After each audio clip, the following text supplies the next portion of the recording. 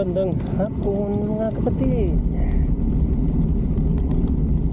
Tayo sa ating exercise. Kailangan natin ito mga kapatid para lumakas yung ating mga tuhod. Time check 5:45 in the evening. Maaga tayong nag-away mga kapatid, kaya exercise tayo para umaba yung ating buhay. Kailangan natin mag-exercise.